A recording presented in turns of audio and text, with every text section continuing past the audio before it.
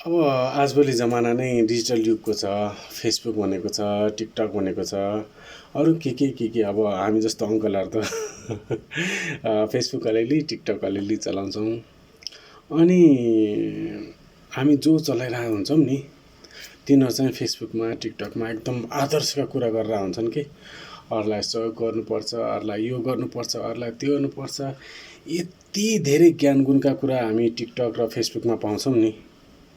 तर त्यही कोही कसैलाई अब आवश्यकता हुन्छ नि सहयोगको यो त्यो, जब कुनै मान्छे चाहिँ त्यही व्यक्तिकोमा जाँदा चाहिँ उसले चाहिँ सहयोग गर्न फेरि ऊ पछि पर्छ है।